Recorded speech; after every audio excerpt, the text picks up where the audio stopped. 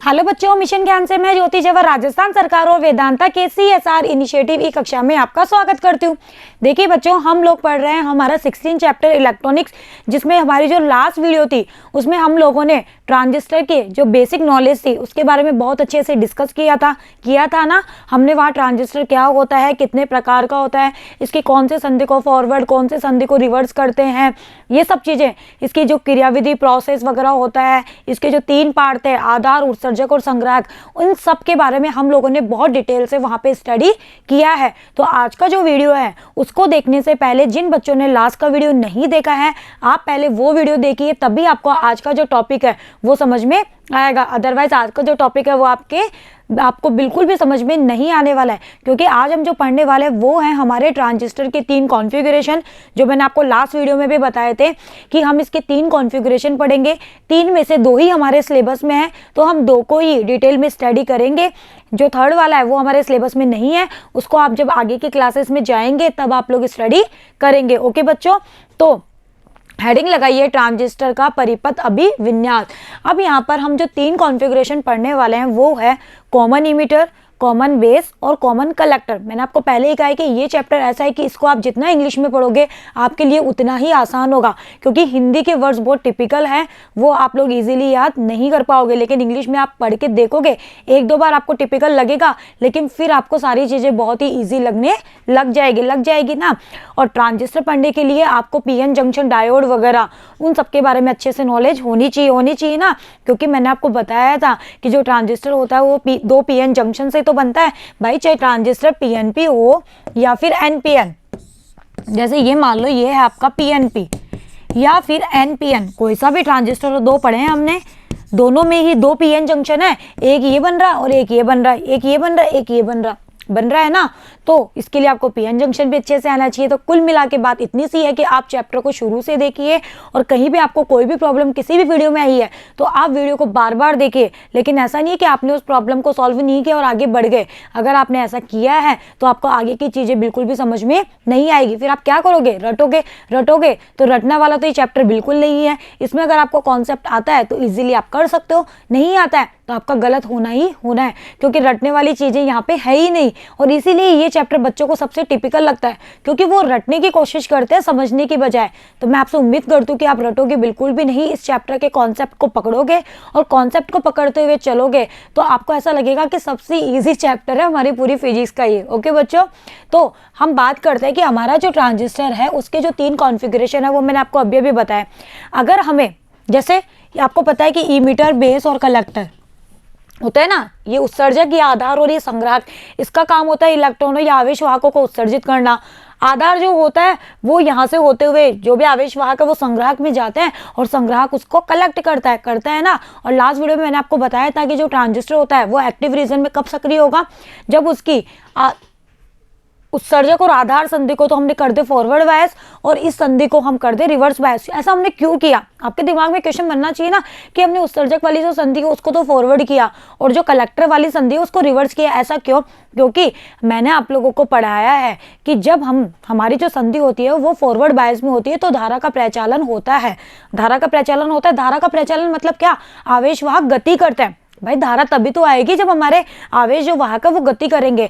तो इस संधि को हम फॉरवर्ड, यानी कि जो हमारी इमीटर वाली संधि होती है उसको हम फॉरवर्ड इसीलिए करते हैं ताकि यहाँ से आवेश वाहक गति करे और धारा प्रवाहित हो सके। और इस संधि को हम करते हैं रिवर्स बायस। कलेक्टर वाली जो संधि है उसको हम करते हैं रिवर्स बायस। ऐसा क्यों? क्योंकि हमें यहाँ पर आवेशों को कलेक्ट करना है, ना कि हमें उन्हें गति करवानी है। हमें गति थोड़ी करवानी है, हमें उन्हें कलेक्ट करना है, कि हमें उन्हें संग्रहित करना है। भाई इस कलेक्टर का काम यही तो है कि आवेश वाहकों को संग्रहित करना, तो हमें उन्हें कलेक्ट करना है। तो हमें यहाँ पर धारा हमारी जो है वो हमें, कि हमारे जो आवेश वाहक है वो गति थोड़ी करवानी है, इसीलिए हमारे जो रिवर्स बायस होती है उसमें हमारे धारा का जो प्रचालन होता है वो बहुत कम होता है ना। इस वजह से हम इस संधि को करते हैं रिवर्स और इस संधि को क्या करते हैं बच्चों? फॉरवर्ड। तो आप लोग कॉन्सेप्ट से समझेंगे, चीज़ों को स्टेप बाय स्टेप समझेंगे तो आपके लिए ये चैप्टर सच में बहुत आसान हो जाएगा और बहुत अच्छे मार्क्स का ये चैप्टर है। अच्छे मार्क्स यहाँ से कवर होते हैं, इसीलिए आप लोग उन चैप्टर्स पे अपनी कमांड बहुत ज़्यादा अच्छे से बनाइए जिनमें मार्क्स जो है वो ज़्यादा अटेम्प्ट हो रहे हैं। ओके बच्चों, चलिए, तो अगर मैं इन तीनों में से अगर मैंने इमीटर को कॉमन रख दिया, जैसे भी हम बनाएंगे ट्रांजिस्टर, ठीक है। अगर हमने ई मीटर को, हमारा जो परिपथ हम बना रहे हैं उस परिपथ में अगर मैंने ई मीटर को कॉमन रखा तो मेरा बनेगा उबेनिस उत्सर्जक विन्यास यानी कि कॉमन ई मीटर, और इसको शॉर्टकट में हम लिखेंगे सीई। आगे जाके अब हम इतना बड़ा बड़ा थोड़ी लिखेंगे, तो आप समझ जाना, सी का मतलब है कॉमन, ई का मतलब है ई मीटर, यानी कि ई मीटर मेरा कॉमन है। चलिए अगर मैंने बेस को कॉमन रख दिया तो क्या बनेगा, कॉमन बेस। कौन सा बनेगा, कॉमन बेस, इसे कहेंगे सी बी। और अगर मैंने कलेक्टर को कॉमन रख दिया तो बनेगा उबेनिस संग्राहक यानी कि कॉमन कलेक्टर सी सी। अब ये जो लास्ट वाला है ये हमारे सिलेबस में नहीं है, इसलिए हम इसको यहाँ पे स्टडी नहीं करेंगे। आगे के क्लासेस में जब आप जाएंगे तो आप वहाँ पे इसको स्टडी करेंगे। हम दो ही पढ़ने वाले हैं, सी बी और सी ई, यानी कि कॉमन बेस और कॉमन ई मीटर। चलिए लेकिन हम हमारा जो ये टॉपिक स्टार्ट करें, हम कॉमन बेस और कॉमन कलेक्टर को बहुत डिटेल में पढ़ने वाले हैं। इनके हम इनपुट आउटपुट सारे ग्राफ सब कुछ बनाएंगे, ठीक है। इन सब के लिए हम सारी वैल्यूज निकालेंगे, इनपुट आउटपुट ग्राफ सब बनाएंगे। तो उससे पहले हम लोग इनके सर्किट जान लेते हैं, फिर हम आगे जब हम टॉपिक हमारा शुरू करेंगे ना तो वहाँ हम इस सर्किट को दोबारा स्टडी नहीं करेंगे। तो आप यहीं से समझ लीजिए। ओके बच्चों, देखो सबसे पहले मैंने बनाया सीबी। सीबी का मतलब है कॉमन बेस। कैसा है बच्चों, कॉमन बेस, यानी कि मुझे बेस को क्या करना है, कॉमन रखना है। अब बेस को कॉमन रखना है तो देखो हमेशा ध्यान रखना, जिस चीज को हम कॉमन रखते हैं ना उस चीज को हमेशा आपको ग्राउंड करना होता है। क्या करना होता है, ग्राउंड। आपकी बुक में ये ग्राउंड नहीं दिया हुआ है लेकिन आपको करना है, उसने थ्योरी में लिखा है जिस चीज को कॉमन रखते हैं उसको हमेशा भू संपर्कित यानी कि ग्राउंडेड करते हैं। अब देखो बेस मेरा ग्राउंडेड हो गया, ये मेरा ई मीटर।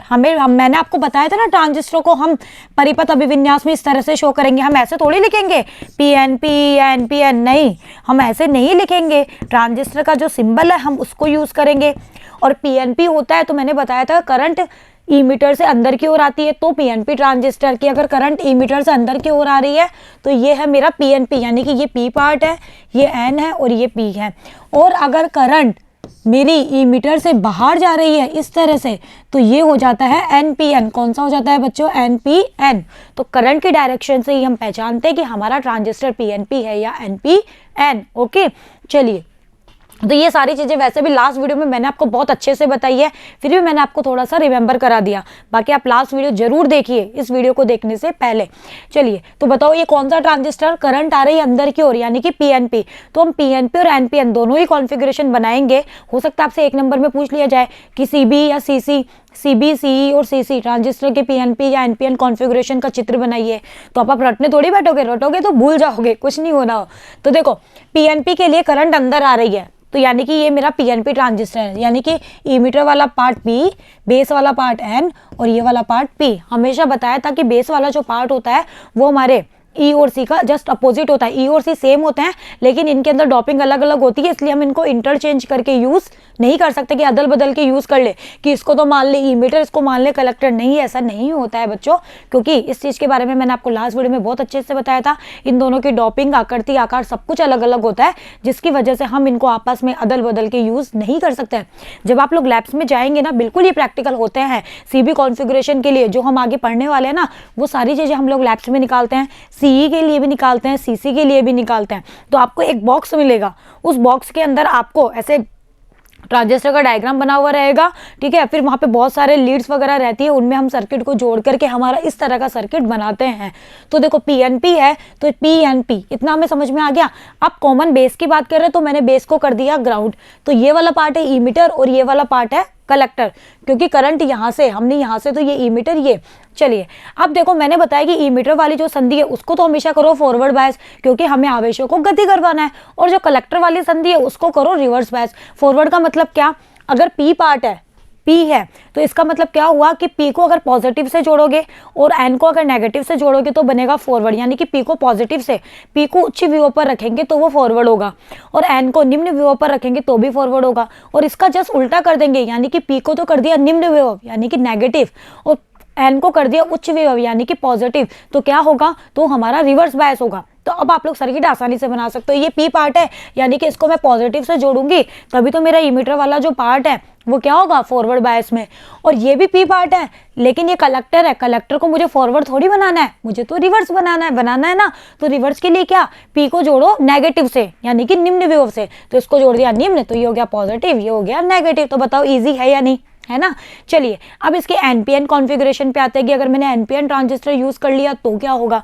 चलिए एनपीएन बनाते हैं तो आपको पता है कि करंट जाती है बाहर की ओर, कॉमन बेस की ही बात कर रहे हैं इसलिए बेस को कर दिया ग्राउंड।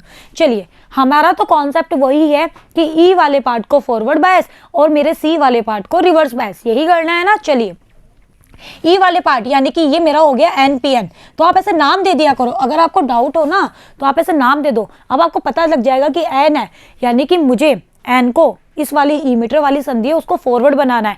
तो एन जो पार्ट है जब उसको नेगेटिव से जोड़ते हैं तो फॉरवर्ड में होता है ना, इसलिए मैंने इसको जोड़ा नेगेटिव से। ये भी एन है लेकिन मुझे कलेक्टर वाली संधि को क्या बनाना है, मुझे इसको बनाना रिवर्स बायस, इसलिए एन को मुझे किससे जोड़ना पड़ेगा, पॉजिटिव से। तो ये पॉजिटिव, फिर ये नेगेटिव हो गया और ये पॉजिटिव हो गया। करंट की डायरेक्शन देना आपको आता है कि करंट यहाँ से यहाँ जा रही है और यहाँ से यहाँ, इसमें ईमीटर से बाहर निकल रही है, आईबी में एंटर कर रही है और आईसी में भी एंटर कर रही है। लास्ट वीडियो में ये सब चीज़ें हम लोग डिस्कस कर चुके हैं। अब मैं आपको एक शॉर्टकट वे भी बताती हूँ, वैसे मैंने आपको डिटेल में समझा दिया कि पीएनपी और एनपीएन कैसे बनाया जाता है, ठीक है। लेकिन मैं आपको एक छोटा सा रास्ता और बताती हूँ, लेकिन छोटे से रास्ते पर चलने के लिए हमें हमारा बड़ा रास्ता भी अच्छे से आना चाहिए, क्योंकि शॉर्टकट हो सकता है कि हम भूल जाए, होता है ना, बहुत बार होता है। शॉर्टकट वाली चीज़ें ज़्यादा टाइम तक याद नहीं रहती है, लेकिन जो कॉन्सेप्ट होता है वो हमें लाइफ टाइम याद रहता है। तो ये तो था मेरे कॉन्सेप्ट से जो मैंने आपको समझाया वो। आप शॉर्टकट जानना चाहते हो तो वो सुनो। अगर आपको पीएनपी कॉन्फ़िगरेशन बनाना आता है किसी का भी, चाहे कॉमन बेस हो, कॉमन इमीटर हो या कॉमन कलेक्टर हो, और अगर आपको कहा जाए कि इसका एनपीएन बनाइए, तो आपको कुछ नहीं करना है। ये जो बैटरी यहाँ पे लगाई गई है ना, बस इनकी जो ध्रुवीयता है ना उनको बदल दो। मतलब ये कि जब एनपीएन ट्रांजिस्टर होगा तो ये नेगेटिव इधर आ जाएगा, ये पॉजिटिव इधर चला जाएगा, इसका ये पॉजिटिव इधर और इसका ये इधर। तो देखो ऐसा ही है या नहीं, देखो ये पॉजिटिव नेगेटिव, ये नेगेटिव पॉजिटिव, ये पॉजिटिव नेगेटिव, ये नेगेटिव पॉजिटिव, तो है ना इजी। चलिए और करंट की डायरेक्शन भी बदल जाएगी। यहाँ करंट आईबी और आईसी से बाहर जा रही है, यहाँ आईबी और आईसी में एंटर करेगी, यहाँ आई से एंटर कर रही है, यहाँ आई से बाहर जाएगी। तो इस तरह से आप पलट करके भी बना सकते हो। लेकिन मैं आपको फिर कह रही हूँ शॉर्टकट वे है सिर्फ हमारा टाइम सेव करने के लिए, लेकिन आपको कॉन्सेप्ट वाली चीज़ अच्छे से आनी चाहिए। चलिए मैं एक और सिखाती हूँ, फिर जो आगे वाला है वो हमारे सिलेबस में नहीं है, उसको हम ज़्यादा डिस्कस नहीं करेंगे, लेकिन आप उसको एक बार बना के जरूर देखना। सीई यानी कि अब की बार मुझे ईमीटर, जो ईमीटर वाला पार्ट है उसको मुझे कॉमन करना है। कर दीजिए ईमीटर वाले पार्ट को कॉमन। अब करंट तो हमेशा ईमीटर से या तो अंदर जाएगी या बाहर, ये तो थोड़ी बदलने वाला है। चलिए अगर पीएनपी है इट मीन्स करंट ईमीटर से अंदर आ रही है, तो मैंने डायरेक्शन दे दी ऐसे, तो ये हो गई आई। अब ईमीटर वाली जो संधि है उसको तो फॉरवर्ड ही करना है हमेशा, कलेक्टर वाली जो संधि है उसको तो रिवर्स ही करना है। ईमीटर, अब बताओ ये पीएनपी है यानी कि ये पी, ये एन, ये पी, ऐसा ही हुआ।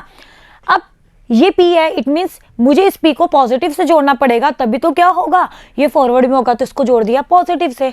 कलेक्टर वाली संधि ये भी P पार्ट में है, यानी कि मुझे इसको नेगेटिव से जोड़ना होगा, तभी ये रिवर्स में होगी, इसलिए जोड़ दिया नेगेटिव। ये नेगेटिव है तो ये पॉजिटिव हो गया, ये पॉजिटिव था तो ये नेगेटिव हो गया। करंट की डायरेक्शन देना आपको आता ही है इस तरह से। अब बैटरी की ध्रुवीयता को पलट दिया तो मेरा हो गया एनपीएन। चलिए हमारे कॉन्सेप्ट से भी इसको एक बार और समझ लेते हैं। ये है एन, ये है पी और ये है एन। ईमीटर एन के एन वाला है आपकी बार, तो एन को मुझे नेगेटिव से जोड़ना पड़ेगा तभी फॉरवर्ड होगा। ये एन को मैं पॉजिटिव से जोड़ूंगी तभी ये क्या होगा, रिवर्स होगा।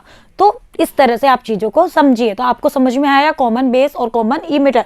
और ये ग्राउंड करके आप लोग जरूर बताना, आपकी बुक में नहीं दिया हुआ है लेकिन आपको इसको ऐसे ग्राउंड करना है। जब हम लैब्स में प्रैक्टिकल करते हैं तो वहाँ हम इसको ग्राउंड भी करते हैं।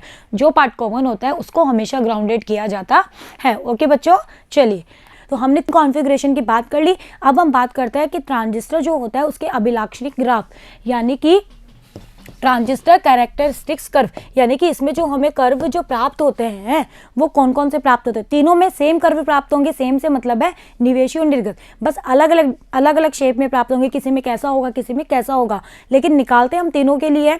लास्ट वाला हम नहीं पढ़ रहे तो हम दो के लिए निकालेंगे। देखो ट्रांजिस्टर जो होता है उसके निवेशी परिपथ और निर्गत परिपथ में प्रवाहित धारा, मैंने आपको बताया था ट्रांजिस्टर में एक परिपथ निवेशी होता है जिधर से आप देते हो, और एक आपको आउटपुट पे प्राप्त होता है जिसको हम निर्गत परिपथ कहते हैं ना। तो इन दोनों में धाराएं होती है। तो इन धाराओं में और इनमें जो विभवांतर लगे हुए हैं, भाई निवेशी में भी कोई तो विभवांतर है, निर्गत में भी विभवांतर है, तो इनके बीच की धारा और इनके बीच के विभवांतर में हम लोग जो ग्राफ प्लॉट करते हैं ना, या इनके साथ होने वाले परिवर्तन को दर्शाने वाले जो कर्व होते हैं, उन कर्व को ही हम कहते हैं हमारे ट्रांजिस्टर के अभिलाक्षणिक कर्व। ओके बच्चों, चलिए, तो आपको समझ में आया, यानी कि हमें करंट और वोल्टेज के बीच में ग्राफ प्लॉट करना है। उनके बीच में जो ग्राफ हमें मिलते हैं उन्हीं ग्राफ को हम कहते हैं क्या, हमारे ट्रांजिस्टर के कैरेक्टरिस्टिक्स कर्व। अब देखो, स्थितिक व गति का अभिलाक्षणिक वक्र। जब परिपथ में आपने अगर परिपथ में निश्चित धारा दी है, यानी कि आपने इनपुट से जो आपने करंट फ्लो करवाई है वो हमारे डीसी है, तो निर्गत टर्मिनल के मध्य कोई भी लोड प्रतिरोध नहीं जुड़ा हुआ होगा। अगर आपने इनपुट से डीसी करंट दी है, भाई ये तो देना हमारे हाथ में होता है कि हमने एसी दिया है या डीसी, तो अगर आपने डीसी करंट दिया है तो जो हमारा आउटपुट है उसके ऊपर हमें किसी भी तरह का लोड प्रतिरोध जो हम जोड़ते हैं ना, ऐसे आरएल बोलते हैं जिसको, वो हमें जोड़ने की कोई नीड नहीं होती है। तो ऐसे जो वक्र होते हैं उनको हम कहते हैं स्थितिक अभिलाक्षणिक वक्र। क्या कहते हैं? स्थितिक अभिलाक्षणिक वक्र। और अगर आपने डीसी की जगह एसी दी है तब आपको लोड प्रतिरोध जोड़ना पड़ता है। उस कंडीशन में हमें जो कर्व प्राप्त होते हैं उन्हें हम कहते हैं गतिक अभिलाक्षणिक वक्र। ओके, तो जब परिपथ में प्रत्यावर्ती धारा है यानी कि एसी उपस्थित हो तो निर्गत सिरों पर लोड प्रतिरोध लगा रहता है, तब प्राप्त होने वाले जो वक्र होते हैं उन्हें हम कहते हैं गतिक अभिलाक्षणिक वक्र। आया समझ में? चलिए, अब हमें यहाँ पर दो अभिलाक्षणिक वक्र प्राप्त होते हैं। कोई सा भी कॉन्फ़िगरेशन हो, चाहे सीबी हो, सीसी हो या सीई हो, दोनों के लिए ही हमें दो अभिलाक्षणिक वक्र प्राप्त होंगे। उनको हम कहते हैं, पहला तो है निवेशी अभिलाक्षणिक यानी कि इनपुट कैरेक्टरिस्टिक्स, दूसरा है आउटपुट यानी कि निर्गत अभिलाक्षणिक। आपको दोनों ही पता होनी चाहिए कि किस तरह से क्या बनता है। बड़े क्वेश्चंस के लिए ये टॉपिक बहुत बहुत इंपॉर्टेंट है। पहले हम बात कर लेते हैं हमारे इनपुट कैरेक्टरिस्टिक्स यानी कि निवेशी अभिलाक्षणिक की। देखो, निवेशी जब भी आपको निकालना हो ना, तो आप चाहे लैब में प्रैक्टिकल करो, चाहे अभी आप यहाँ पर थ्योरी कर रहे हो, इसके लिए एक चीज़ होती है, वो क्या, सुनिए ध्यान से। ट्रांजिस्टर के निर्गत वोल्टता को अगर आपको निवेशी यानी कि इनपुट ग्राफ चाहिए, इनपुट जो ग्राफ है यानी कि इनपुट करंट और इनपुट जो वोल्टेज है उनके मध्य जो ग्राफ आप प्लॉट करोगे वो इनपुट वाला होगा। तो इनपुट ग्राफ अगर आपको चाहिए तो आपको किस चीज़ को कांस्टेंट रखना होता है, वो ध्यान रखिए। हमेशा जो हमारा आउटपुट वोल्टता है, जो हमारी आउटपुट जो वोल्टता है ना, उसको हमें कांस्टेंट रखना होता है। जब हम प्रैक्टिकल करते हैं तब हम वहाँ पे ये चीज़ करते भी है। इसके लिए यहाँ पर पोटेंशियल डिवाइडर अरेंजमेंट किया जाता है, जिनकी सहायता से हम हमारे वोल्टेज जो हैं उनको स्टेबल कर देते हैं। जैसे मैंने 2 वोल्ट के लिए कर दिया, 3 के लिए कर दिया, 4 के लिए कर दिया। फिर जैसे मैंने 2 वोल्ट कर दिया, मान लो मैं एक एग्जाम्पल दे रही हूँ, 2 वोल्ट के लिए मैंने आउटपुट वोल्टेज को कॉन्स्टेंट कर दिया, ठीक है। अब उसको कांस्टेंट करने के बाद इनपुट धारा और इनपुट जो वोल्टेज है, इनपुट करंट और इनपुट जो वोल्टेज है, उनके बीच में जो ग्राफ प्लॉट होगा उसी ग्राफ को हम कहते हैं क्या बच्चों, हमारा इनपुट कैरेक्टरिस्टिक्स कर्व। तो आपको क्या कांस्टेंट करना है जब भी इनपुट ग्राफ निकालेंगे, तो आउटपुट वोल्टेज को, तो ट्रांजिस्टर के निर्गत वोल्टता यानी कि आउटपुट वोल्टेज। देखो, हिंदी इंग्लिश वर्ड ज़्यादा आसान है इसलिए मैं ज़्यादा इंग्लिश यूज़ कर रही हूँ, स्पेशली इस चैप्टर में, क्योंकि सच में आप लोग हिंदी में इन चीज़ों को बोलना बहुत टिपिकल है। बहुत बार ऐसा होता है कि हम बोलना कुछ और चाहते हैं और निकल भी कुछ और जाता है, हो जाता है हिंदी में। लेकिन इंग्लिश थोड़ी ईजी भी पड़ती है समझने के हिसाब से भी, और थ्योरी में जब हम लिखते हैं तो आप लिख सकते हो। ऐसा कुछ ही नहीं कि आप निर्गत वोल्टता ही लिखो, आप वहाँ पर आउटपुट वोल्टेज भी लिख सकते हो। ऐसा कुछ नहीं कि आप हिंदी मीडियम के स्टूडेंट हो तो आप इंग्लिश यूज़ नहीं कर सकते हो, आप कर सकते हो। चलिए, तो ट्रांजिस्टर जो होता है उसके आउटपुट वोल्टेज को नियत रखते हुए निवेशी धारा और निवेशी विभवांतर, इनपुट करंट और इनपुट वोल्टेज के बीच खींचा गया जो ग्राफ होता है उसे ही हम कहते हैं हमारा निवेशी अभिलाक्षणिक वक्र यानी कि इनपुट कैरेक्टरिस्टिक्स कर्व। आया समझ में? चलिए, विभिन्न नियत निर्गत वोल्टताओं के लिए ऐसे कई वक्र। फिर पता है, ऐसा नहीं होता है कि हमने केवल, जैसे मान लो मैंने आउटपुट वोल्टेज को 2 वोल्ट पे रख दिया, फिर उसके लिए मैंने इनपुट धारा और इनपुट जो वोल्टेज था उनमें ग्राफ खींचा ना, फिर मैंने हमारे जो आउटपुट वोल्टेज है उसको मैंने 3 पे कर दिया, फिर उन दोनों के मध्य ग्राफ करा, फिर 4 पे कर दिया, उन दोनों के मध्य ग्राफ करा। तो आपको बताओ एक समूह प्राप्त होगा, नहीं होगा? एक ग्रुप प्राप्त होगा ना ग्राफ्स का। तो ऐसे कई वक्र खींचकर प्राप्त किए जाते हैं और इन वक्र के समूह को ही हम क्या कहते हैं, निवेशी अभिलाक्षणिक। ओके, आए समझ में कि हमने अलग अलग वोल्टताओं पर अलग अलग आउटपुट वोल्टता को कांस्टेंट रखते हुए इनपुट वोल्टेज और इनपुट करंट के बीच में बहुत सारे ग्राफ प्लॉट करें तो हमें ग्राफ का एक समूह मिला। उसी समूह को हम कहते हैं हमारा निवेशी अभिलाक्षणिक। ओके, अभी हम करेंगे तब आपको समझ में आ जाएगा। बाकी जब आप लैब्स में और प्रैक्टिकल करोगे ना, तब आपको ये चीज़ और अच्छे से क्लियर हो जाएगी। लेकिन प्रैक्टिकल करने के लिए थ्योरी पार्ट स्ट्रॉन्ग होना चाहिए, हमें पता होना चाहिए कि हमें क्या करना है, किस तरह से करना है, कैसे करना है, तभी हम प्रैक्टिकल्स कर सकते हैं। ओके, चलिए दूसरा बात करते हैं हमारे निर्गत अभिलाक्षण यानी कि आउटपुट की। अब की बार आउटपुट यानी कि आउटपुट करंट और आउटपुट वोल्टेज के बीच में आपको ग्राफ प्लॉट करना है, तो आपको क्या कांस्टेंट रखना पड़ेगा? इनपुट करंट को। किसको कांस्टेंट रखना पड़ेगा बच्चों? इनपुट करंट को। नियत निवेशी धारा के लिए निर्गत वोल्टता और निर्गत धारा के बीच खींचा गया जो ग्राफ होता है उसे निर्गत अभिलाक्षणिक कहते हैं। और अलग अलग जो इनपुट करंट है उनको कांस्टेंट रखते हुए हमें ग्राफों का एक समूह प्राप्त होगा, बिल्कुल वैसे ही जैसे हमें इनपुट में प्राप्त हुआ, ठीक है भाई, उसमें भी प्राप्त हो रहा था, इसमें भी प्राप्त होगा। तो इन समूह को ही हम क्या कहते हैं, हमारा आउटपुट कैरेक्टरिस्टिक्स यानी कि निवेशी अभिलाक्षणिक। तो इसमें तो आपको क्या कांस्टेंट रखना है, हमारी जो धारा आ रही है ना उसको कांस्टेंट रखना है, और उसमें आपको क्या रखना है, हमारे आउटपुट वोल्टेज को। ये चीज़ आप लोग ध्यान रखना, ये चीज़ बहुत इंपॉर्टेंट है, इसको आपको ध्यान में रखना है। आया आपको समझ में? चलिए अब बात करते हैं, सबसे पहले हमारा कॉन्फ़िगरेशन हम पढ़ने वाले हैं वो है हमारा उबेनिस्ट आधार यानी कि सीबी कॉन्फ़िगरेशन। पहले सीबी पढ़ेंगे देन सीई पढ़ेंगे, सीसी हम नहीं पढ़ेंगे। चलिए सीबी कॉन्फ़िगरेशन के लिए मैंने ज़्यादातर यूज़ कर लिया हमारा एनपीएन। देखो ज़्यादातर जो होता है वो एनपीएन ट्रांजिस्टर यूज़ किया जाता है नॉर्मली। ज़्यादातर हम एनपीएन जो ट्रांजिस्टर होता है और पीएनपी, वैसे तो दोनों ही ट्रांजिस्टर होते हैं लेकिन एनपीएन ट्रांजिस्टर को वैसे बहुत ज़्यादा यूज़ किया जाता है। तो हमने ग्राफ बना लिया, आप किसी भी एक के लिए बना लो, पीएनपी या फिर एनपीएन। ये पीएनपी के लिए है और उबेनिस्ट आधार यानी कि आधार जो है, कहाँ है आधार, ये रहा आधार, इसको ग्राउंड करना है। ओके चलिए तो इसको ग्राउंड कर दीजिए, इसको मैंने ग्राउंड कर दिया। और ये मेरा कौन सा है, पीएनपी ले रहे हैं, इट मीन्स ये मेरा पी पार्ट, ये मेरा एन पार्ट, ये मेरा पी, ये मेरा ईमीटर है, ये मेरा बेस है और ये मेरा कलेक्टर है। आगे आपको समझ में? डायग्राम मैं अभी आपको समझा के आ रही हूँ, तो डायग्राम बिल्कुल वैसा ही है, बस हमें इसमें कुछ चीज़ें लगानी है। भाई हमें करंट को मेज़र करना है, इनपुट करंट को, तो हमें एमीटर लगाना पड़ेगा। आउटपुट करंट को मेज़र करना है तो वहाँ भी एमीटर लगाना पड़ेगा। इनपुट वोल्टेज हमें देना पड़ेगा, आउटपुट वोल्टेज हमें प्राप्त होगा ना। और वोल्टेज जो है उनको मुझे स्टेबल करना है, तो इसके लिए यहाँ पे मैंने बताया ना आपको भी, पोटेंशियल डिवाइडर अरेंजमेंट किए जाता है, वो इस तरह से किए जाते हैं। ये जो अरेंजमेंट आपको नज़र आ रहा है ना, ये वाला, ये पोटेंशियल डिवाइडर अरेंजमेंट है। इनकी सहायता से हम हमारे पोटेंशियल को क्या कर सकते हैं, मैनेज कर सकते हैं। तो यहाँ पर ये पोटेंशियल डिवाइडर अरेंजमेंट किए गए हैं R1 और R2। चलिए तो देखो डायग्राम तो वही कि मुझे इसको क्या करना है, इस और इस संधि को तो करना है फॉरवर्ड बायस और इस और इस संधि को करना है रिवर्स बायस। ओके ईबी संधि फॉरवर्ड, बीसी संधि रिवर्स, याद कर लो।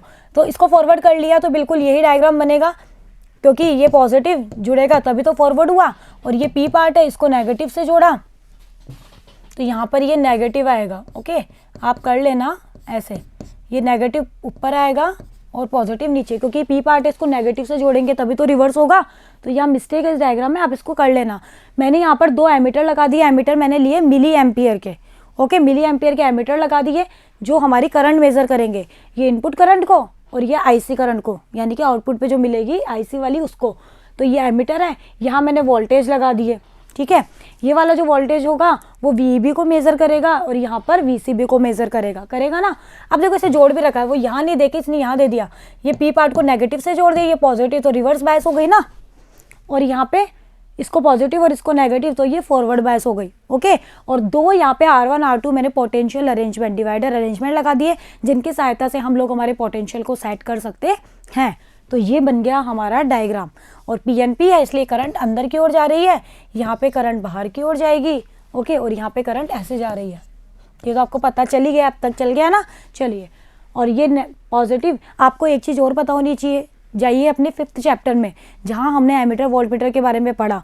मैंने आपको बताया था कि एमीटर को हमेशा श्रेणी क्रम में जोड़ते हैं और जो हमारा वोल्टमीटर होता है उसको हमेशा समांतर क्रम में जोड़ा जाता है, बताया ना मैंने। तो देखो ये तो है श्रेणी क्रम में और ये है समांतर क्रम में। तो आप लोग ये चीज़ देखो, फिजिक्स में सारी चीज़ें एक दूसरे से लिंक होती है, तो हमें हर चीज़ के बारे में अच्छे से पता होना चाहिए। वोल्टमीटर तो ये देखो समांतर क्रम में लगा है, ये मैंने सीरीज में लगाया यानी कि श्रेणी क्रम में लगाया है। तो ये चीज़ भी आप लोग ध्यान रखना, कभी गलती मत कर देना। वोल्टमीटर को कभी भी श्रेणी क्रम में मत लगा देना, श्रेणी क्रम में नहीं, इसको हमेशा पैरेलल लगाया जाता है और एमीटर को हमेशा सीरीज में लगाया जाता है। ओके बच्चों, तो इस तरह से तो जोड़ा। चलिए अब ये तो हमारा हो गया डायग्राम। अब डायग्राम हमारा हो गया, थ्योरी आपको डायग्राम से ही लिखनी है। जो डायग्राम में आपको वही चीज़ थ्योरी में लिखनी है। एक की थ्योरी मैं आपको यहाँ समझाऊंगी, बाकी जब हम दूसरा कॉन्फ़िगरेशन पढ़ेंगे तो उसकी थ्योरी को हम डिस्कस नहीं करेंगे, वो आप खुद समझते हुए लिखेंगे। ओके बिल्कुल वैसी रहेगी जैसा डायग्राम है, आपको वैसी थ्योरी लिखनी है। देखो उबेनिस्ट आधार विन्यास में ट्रांजिस्टर जो होता है उसका आधार टर्मिनल निवेश और निर्गत दोनों में क्या होता है, उबेनिस्ट होता है। पता है ना हमें, तो आपको लिखना भी पड़ेगा भाई, आपको तो पता है, एग्जामिनर को भी तो बताना पड़ेगा कि हमें ये पता है। ओके चलिए, उत्सर्जक और आधार के बीच में उपस्थित जो विभवांतर होता है, भाई हमारा इनपुट सर्किट कौन सा हुआ, ये वाला, और आउटपुट कौन सा हुआ, ये वाला सर्किट। तो इन दोनों के बीच में कौन सा विभवांतर है, VEB। तो ये तो हो गया हमारा इनपुट वोल्टेज, और VCB हमारा क्या हो गया, आउटपुट वोल्टेज। हुआ नहीं हुआ। तो उत्सर्जक और आधार के बीच जो विभवांतर होता है उसको इनपुट वोल्टेज यानी कि निवेशी वोल्टता कहते हैं, और संग्राहक और आधार के मध्य जो विभवांतर होता है उसको आउटपुट वोल्टेज यानी कि निर्गत विभवांतर कहते हैं। उत्सर्जक धारा क्या है, I। निवेशी धारा होती है क्योंकि उत्सर्जक से धारा आ रही है, तो निवेशी धारा क्या हुई, I। संग्राहक जो धारा है IC हमें प्राप्त हो रही है, इसको हम कहते हैं हमारी आउटपुट करंट। कहेंगे ना भाई हमें संग्राहक धारा ही तो प्राप्त हो रही है, यहाँ पे डायग्राम में देखो तो यही तो प्राप्त हो रही है। चलिए, चित्रानुसार उभयनिष्ठ आधार ट्रांजिस्टर का परिपथ प्रदर्शित है। इसमें PNP संधि ट्रांजिस्टर को हमने यूज किया है। हमने कौन सा यूज किया है, PNP को। बैटरी VVV द्वारा BE संधि को अग्रबायसित और VCC द्वारा BC संधि को पश्चबायसित किया जाता है। यानी कि ये जो बैटरी हमने लगाई है ना, ये और ये, इनके द्वारा हम हमारी EB संधि को फॉरवर्ड बायस कर रहे हैं, तभी तो जोड़ा इसको पॉजिटिव से पॉजिटिव, फॉरवर्ड हो गई, वहाँ पॉजिटिव टू नेगेटिव जोड़ा तो रिवर्स हो गई। ओके, तो यहाँ पे ये मिसिंग आप बना लेना। तो इन दोनों बैटरियों के द्वारा हमने इनको फॉरवर्ड और रिवर्स कर दिया, जो हमारे ट्रांजिस्टर की सबसे मेन कंडीशन है एक्टिव रीजन में वर्क करने के लिए, है ना। चलिए, परिपथ में VVV और VCC के साथ विभव विभाजन व्यवस्था R1 और R2 रखी जाती है, जिनकी सहायता से हम हमारे विभव जो होता है उसको मैनेज कर सकते हैं। VEB और VCB जो हम परिपथ में मिल रहा है ना कि कितना हमें मतलब हमारा जो B और जो C है, B और E है, उसके बीच में कितना वोल्टेज मिल रहा है वो हमें इस वाले वोल्टमीटर से मिलेगा। C और B के बीच में कितना वोल्टेज है वो हमें इस वाले से मिलेगा। तो इन दोनों को हमने समांतर क्रम में जोड़ दिया, और I और IC के मापन के हमने मिली एमीटर लगा दिए ना। चलिए, इतना तो हमारा हो गया, ये हमारा सर्किट जो हमें था उसकी थ्योरी। तो बताओ ये थ्योरी आप रटोगे नहीं ना, डायग्राम को देख के लिख सकते हो। आपको सारी चीज़ें पता बस होनी चाहिए कि कौन सी चीज़ क्या होती है। चलिए, इतना हमें समझ में आ गया, तो हम बढ़ते हैं आगे। सबसे पहले हमें यहाँ पे हर जो भी कॉन्फ़िगरेशन है उनमें सब में आपको यही करना है, पहले डायग्राम बनाना है, देन डायग्राम से रिलेटेड कंप्लीट आपको थ्योरी लिखनी है, देन आपको निवेशी यानी कि इनपुट और आउटपुट ग्राफ प्लॉट करना है, उन ग्राफ्स की भी आपको थ्योरी लिखनी है। ओके, बिल्कुल प्रोसेस यही रहेगा। एक को हम बहुत अच्छे से समझेंगे, फिर दूसरे को मैं आपके लिए छोड़ूंगी। ओके बच्चों, चलिए सबसे पहले बात करते हैं हमारे इनपुट कैरेक्टरिस्टिक्स की। तो इनपुट जब कैरेक्टरिस्टिक्स है तो मैंने अभी आपको सिखा दिया, अगर इनपुट कैरेक्टरिस्टिक्स है तो आपको आउटपुट वोल्टेज, जो हमारा आउटपुट जो वोल्टेज आएगा उसको कांस्टेंट रखना है या नहीं। तो इनपुट करंट और इनपुट वोल्टेज के बीच जो ग्राफ प्लॉट होगा उसी को ही हम क्या कहते हैं, इनपुट कैरेक्टरिस्टिक्स कहते हैं। भाई इसकी अलग अलग कांस्टेंट वैल्यू के लिए हमें ग्राफों का एक समूह प्राप्त होगा, उसी को ही हम कहेंगे इनपुट कैरेक्टरिस्टिक्स। चलिए, उभयनिष्ठ आधार परिपथ में निर्गत आधार वोल्टता VCB। तो बताओ हमारा आउटपुट वोल्टेज यहाँ क्या है, वो आपका डायग्राम बताएगा। आउटपुट यही तो है, VCB या VBC ऐसे भी लिख सकते हो, आप चेंज कर सकते हो, VBC भी लिख लो, VCB भी लिख लो, ऐसा कुछ नहीं होता है। ओके, बस आपको ध्यान रखना होता है कि बेस। तो देखो इसमें ऐसे लिखने का एक तरीका होता है, जैसे मैंने VEB लिखा ना, तो अब आप इसको भी VCB लिखो, यानी कि ये कॉमन है। या फिर आप ऐसे लिखो, VBE लिखो या फिर VBC लिखो, मतलब जो कॉमन है ना, या तो उसको दोनों के बाद में लिखो या दोनों के पहले लिखो, जिससे हमें पता पड़ जाता है कि हाँ हमारा ये कॉमन बेस वाला है। ओके, ऐसा मत कर देना कि एक को तो लिख दिया VBE और दूसरे को लिख दिया VCB, ऐसे मत करना, फिर ये थोड़ा अजीब होता है। गलत नहीं कह रही मैं, लेकिन ये थोड़ा सा अजीब होता है, इससे हमें नहीं पता चल पाता है कि हमारा कौन सा कॉमन है। तो आप इस तरह से लिखो, या तो कॉमन वाले को लास्ट में लिखो या कॉमन वाले को पहले लिखो। ओके बच्चों, चलिए, तो आउटपुट कौन सा है मेरा, VCB। तो इनपुट कौन सा हो गया, IE और VEB। हुई नहीं हुई। जब हम आउटपुट कैरेक्टरिस्टिक्स की बात करेंगे तो IE को रखेंगे कांस्टेंट, VCB और IC के बीच में ग्राफ प्लॉट करेंगे। आया समझ में। चलिए, तो देखो यही है कि VBC या VCB दोनों में से एक ही बात है, इसको रखा कांस्टेंट, तो VBE और निवेशी धारा जो IE है उसके मध्य जो ग्राफ खींचा जाता है और इन ग्राफों का जो समूह प्राप्त होता है उसी को हम कहते हैं हमारा इनपुट कैरेक्टरिस्टिक्स। अब देखो इसके लिए आपको क्या करना है, मैंने बताया कि आपको जो मेरा आउटपुट जो वोल्टेज है, आउटपुट वोल्टेज मेरा क्या है, VBC या VCB है ना, उसको मुझे कांस्टेंट रखना है। जैसे मैंने इसकी कोई एक वैल्यू रख ली, तो इसको कांस्टेंट आप कैसे रखोगे, मतलब इसकी एक वैल्यू फिक्स कैसे करोगे, इसके ऊपर जो विभव विभाजक लगा हुआ है ना R2, उसकी सहायता से आप इसकी एक वैल्यू फिक्स कर लेते हो। जब आप लोग लैब में करोगे ना तो आपको अच्छे समझ में आएगा कि कैसे हम उसको सेट करते हैं। इसको सेट करके हम VCB की एक कॉन्स्टेंट वैल्यू रख लेते हैं, फिर हम उस वैल्यू को हिलाते नहीं है और उस वैल्यू के संगत हमारी IE और VBE के बीच में जो ग्राफ प्लॉट होगा वही हमारा होगा इनपुट कैरेक्टरिस्टिक्स। तो R2 की सहायता से VCB को किसी वांछित मान पर समायोजित कर लिया। देखो ये जो मान है ना, ये हर बच्चे का अलग अलग हो सकता है। जैसे मैंने रखा 1 वोल्ट, आपने रखा 1.5 वोल्ट, किसी और ने रखा 2 वोल्ट, तो वो आपकी इच्छा है, इसके ऊपर कोई रेस्ट्रिक्शन नहीं होता है। ओके, चलिए, तो इसको मैंने किसी एक वांछित मान पर समायोजित कर लिया, यानी कि ये मेरा कांस्टेंट हो गया ना। अब इसको तो रख दिया कांस्टेंट, अब उसको आपको हिलाना नहीं है, यानी कि R2 की सहायता से वापस उसको हिलाना नहीं है।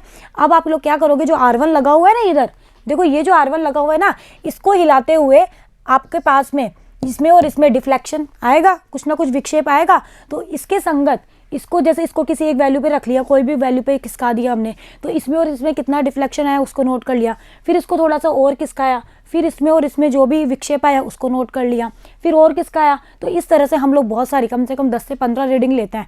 तो बताओ हमारे पास में इनपुट वोल्टेज और इनपुट करंट में बताओ ग्राफ प्लॉट होगा नहीं होगा? भाई बहुत सारी रीडिंग्स आ गई ना, तो हम उसी को ही ग्राफ प्लॉट करके देखते हैं कि हमारा जो ग्राफ है वो कैसा आता है। तो इसका जो ग्राफ है, तो ये सारी चीज़ें वैसे लिखी हुई जो अभी भी मैंने आपको समझाई है, तो आप इसको अपनी लैंग्वेज में लिख सकते हो। ओके, चलिए, तो इस प्रकार VCB के स्थिर मान पर प्राप्त VEB और IE के मध्य ग्राफ खींच लेते हैं। ग्राफ पेपर पे हम ग्राफ प्लॉट कर लेंगे। ग्राफ प्लॉट करना आपको आता होगा ना भाई, 12th में आ गए हो आप। मैथ्स में भी हम बहुत काम करते हैं, फिजिक्स में भी करते हैं, तो ग्राफ प्लॉट करना तो आपको आता ही है कि पैमाना चूज़ करना होता है स्केल के ऊपर, और फिर वैल्यूज़ के संगत दूसरी वैल्यू से करते हुए फिर उसको मिला के देखते हैं कि हमारा जो ग्राफ है वो कैसा बनना है। तो हमारा जो ग्राफ है वो इस तरह का बनता है, ऐसा ही बनता है। जब आप लोग प्रैक्टिकल करोगे तो इस तरह का ग्राफ ही आपको मिलता है। ओके, और ये मैं बताया भी कि इस तरह का ग्राफ बनता है। अब देखो, ये तो जैसे मैंने मेरे एक्स एक्सिस पे तो रख लिया वोल्टेज को, और वाई एक्सिस पे मैंने रख लिया मेरी करंट को। करंट मेरी मिली एम्पियर में है इसलिए मिली एम्पियर रखा, ये मेरा वोल्ट में है इसलिए वोल्ट में रखा। ओके, और कांस्टेंट क्या रखा, VCB। जैसे पहले मैंने VCB को 0 वोल्ट पे सेट कर लिया, तो उसके संगत बहुत सारी वैल्यूज़ मिलेगी ना मुझे। जैसे ये वैल्यू मिली, इसके संगत आई की वैल्यू ये मिली, इसके संगत ये मिली, इसके संगत ये। केवल मैं इस ग्राफ की बात कर रही हूँ, इस पहले वाले की, जिस पर मेरा VCB 0 वोल्ट है, तो उसके संगत ग्राफ मिला। फिर इन सबको मिला के देखा तो मुझे ऐसा ग्राफ मिला। फिर मैंने 0 वोल्ट से मेरे VCB की वैल्यू को कर दिया -5 वोल्ट। अब आप लोगों के दिमाग में क्वेश्चन आ रहा होगा कि मैंने माइनस क्यों लिखा, और यहाँ भी माइनस है, ये -10 है। ऐसा इसलिए क्योंकि ट्रांजिस्टर को अगर मुझे वर्क करवाना है तो मुझे उसको एक्टिव रीजन में रखना है, और एक्टिव रीजन में मुझे रखना है तो बताओ क्या होना चाहिए, इसकी ये और ये संधि रिवर्स बायस में होनी चाहिए। जब रिवर्स बायस में होगी तो बताओ ये जो है वो नेगेटिव होगा नहीं होगा? नेगेटिव ही तो होगा। ये जो मेरा VCB है वो क्या होगा, नेगेटिव होगा, इसलिए मैंने इसको नेगेटिव रखा है। तो ये भी एक कॉन्सेप्ट चीज़ है जो आपको ध्यान रखनी है। अगर आपने इसको यहाँ पॉजिटिव कर दिया तो आपका ग्राफ सही होते हुए भी गलत हो जाएगा। फिर एग्जामिनर को ये लगेगा कि आपको इसका बेसिक नॉलेज ही नहीं पता है ट्रांजिस्टर का। तो इस चीज़ को भी आप लोग ध्यान में रखना। फिर मैंने रख दिया -5 वोल्ट, फिर मैंने रख दिया -10 वोल्ट। हो सकता है आप रख लो -2 वोल्ट, -3 वोल्ट, -4 वोल्ट, वो आपकी इच्छा है। सब हर बच्चे का अपना एक तरीका होता है इसमें।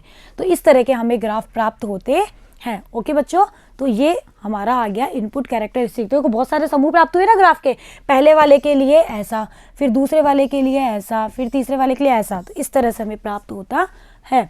ध्यान रहे, उत्क्रम अभिनत होने के कारण VCB के जो मान है वो ऋणात्मक लिखे जाते हैं, क्योंकि ये रिवर्स बायस में है, इसलिए VCB को मैंने क्या रखा, नेगेटिव रखा। अब मैंने ग्राफ प्लॉट करनी है तो आपको बहुत अच्छे से पता है कि ओम जो होता है वो ये कहता है कि V प्रोपोर्शनल टू I होता है, यानी कि V is equal to IR, यानी कि V और I से हमें यहाँ पर हम लोग प्रतिरोध की गणना कर सकते हैं। अगर मुझे V पता है, मुझे I पता है, तो मैं प्रतिरोध नहीं निकाल सकती हूँ ना। अब यहाँ पर जो प्रतिरोध है वो मेरा चेंज होगा, कांस्टेंट तो नहीं रहेगा। क्यों? क्योंकि ये ओमीय युक्ति तो है नहीं है ना। तो इसलिए यहाँ पर जो प्रतिरोध है उसको मैंने कहा गतिक प्रतिरोध। तो गतिक निवेशी प्रतिरोध, निवेशी क्यों? क्योंकि इनपुट के लिए बात कर रहे हैं, तो इसको मैंने नाम दिया RIB। इसको आप ऐसे लिखिए RIB, इनपुट, और B का मतलब है कि बेस के लिए निकाला है। B का मतलब तो क्या है कि बेस को कॉमन रखा है, इसलिए I का मतलब है इनपुट, R का मतलब है रेजिस्टेंस यानी कि प्रतिरोध। तो RIB, आपको पता है कि जो प्रतिरोध होता है वो क्या होता है, वोल्टेज बटे करंट, यही तो होता है। अब वोल्टेज भी मेरा चेंज हो रहा है इसलिए डेल EB लिखा। अब इनपुट है तो इनपुट ही वोल्टेज होगा, इनपुट ही करंट होगी। लेकिन इनपुट वोल्टेज और इनपुट करंट किसके रेस्पेक्ट में, जब VCB को मैंने कांस्टेंट रखा। जैसे मैं ये पहला वाला ग्राफ ले रही हूँ ना, तो इसके लिए VCB कितना है, 0 वोल्ट। तो आपको यहाँ पे ये चीज़ भी लिखनी होगी। ओके, फिर दूसरे वाले ग्राफ के लिए RIB कुछ और मिलेगा, तो आपको लिखना होगा कि ये मैंने -5 वोल्ट पे करा। फिर इसके लिए कुछ और होगा, तो इसलिए हम लोग ऐसा लिखते हैं। अब डेल भी कैसे निकालेंगे, देखो इस तरह से निकालेंगे। मैं इसको थोड़ा इरेज करके फिर आपको समझाती हूँ। ये चीज़ आप लोगों के प्रैक्टिकल में भी बहुत काम में आएगी जब आप लोग करेंगे कि हमें किस तरह से ये निकालना होता है। देखो एक से सिखा देती हूँ, फिर आगे का आप लोग खुद करना। जैसे मैं सिर्फ ये वाला ग्राफ उठा रही हूँ, जब मेरा VCB है 0 वोल्ट, तो मुझे ग्राफ मिला ऐसे।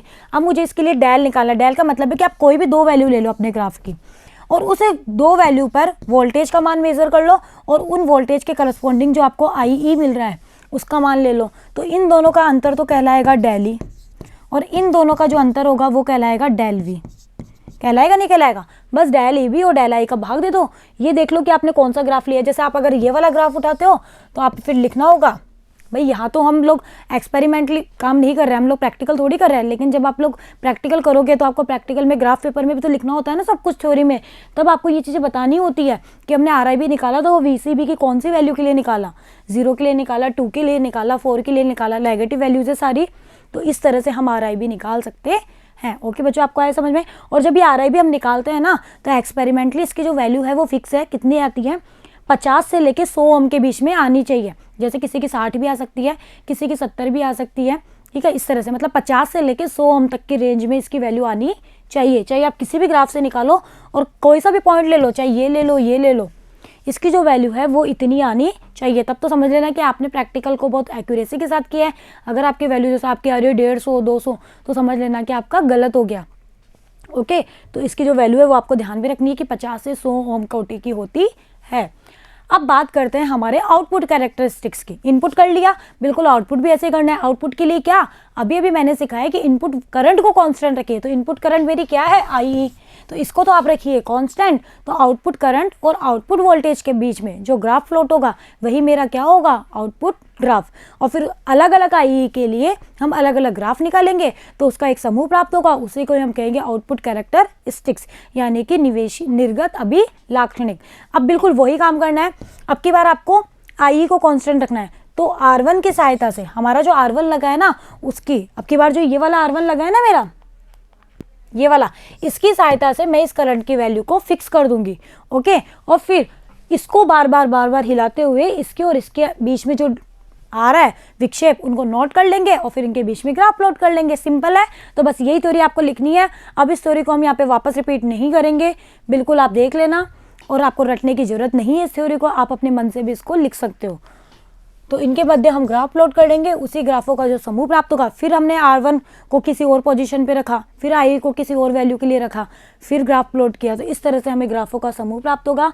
अब देखो यहाँ पर मेरी जो CB संधि है वो रिवर्स बायस में है ना, तो यहाँ पर जो भी VCB होगा या जो भी IC होगा वो दोनों क्या होंगे, नेगेटिव होंगे।